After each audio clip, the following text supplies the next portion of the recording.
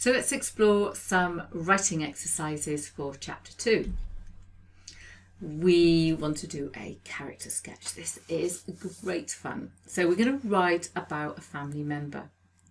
And we're going to write about this family member that we want to include in the story, and we're going to write just the facts. Absolutely no emotion. This happened, that happened, this happened, that happened. And then write your story as you want to tell it. So we have the pure facts and your emotional story, and then explore the differences that you come up with. Remember, it's about telling the truth, staying out of he said, she said, and perhaps writing to understand and being compassionate. And then write the story from another viewpoint. So you might want to write it from their viewpoint or from some other third-party viewpoint. And it's really learning about all of these different perspectives so you can think about how you write about this character in your memoir so that it serves your purpose. It tells the story in a good way, not a raw, blunt, ugly way.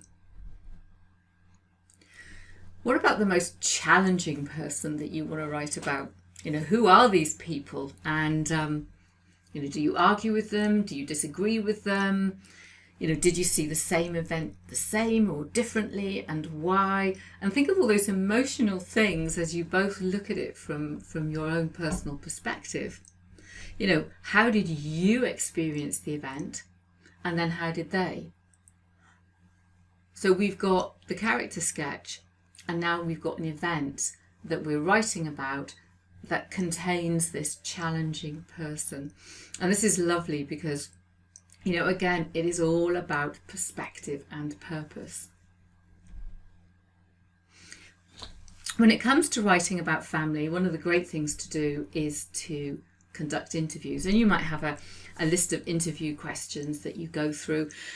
You might be writing a really fun memoir and you're comparing lots of very strong women in the family, and you might have a set of questions and you ask your mum, your auntie, some other aunties, maybe some female cousins, this list of interview questions so that the memoir is about the comparison of maybe some kind of cultural aspect that's occurred in your family.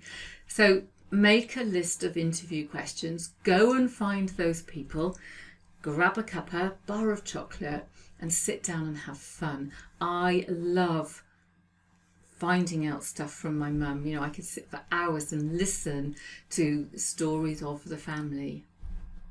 Now, after you've interviewed them, you might want to pretend that you are a newspaper reporter and write up a review of that family member, in a way that really fires you up and brings some sparkle to it. Now, it might be a sad story, a funny story. It might be linked to a famous event. And you truly are only limited by your imagination. Another thing that you could do is look at your family tree. I remember I used to, many years ago, run a fertility company. And I was writing a story that and the story was about when people had their first babies, and actually it wasn't a piece for a memoir, it was a piece for PR, but you get the gist. And I had this idea that in the olden days people had their first babies much later on, and actually when I went back through the family tree, I discovered in our family there were many women who had their first child in their 40s. So going back through the family tree, you will find a lot of very fascinating stuff, and you're looking at difference and similarities to today. And what about the stories that are handed down over generations? Families love to tell stories, and I don't know that they're all always truthful as they get handed down, but there may be some kind of meaning behind that story that fits in with the backstory to your memoir. So make a list of what those family stories are, and consider how you might be able to weave them in.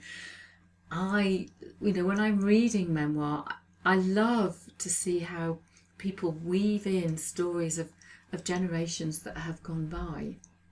So have a look at them.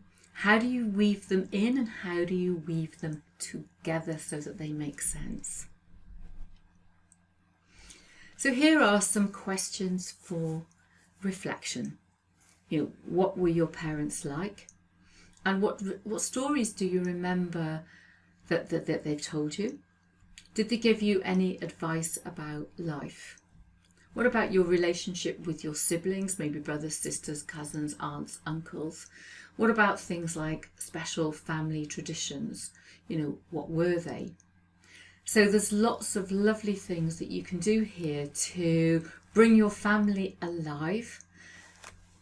I do appreciate that the family, you may not be writing about the family in a kind way, but memoirs are written for many, many different reasons.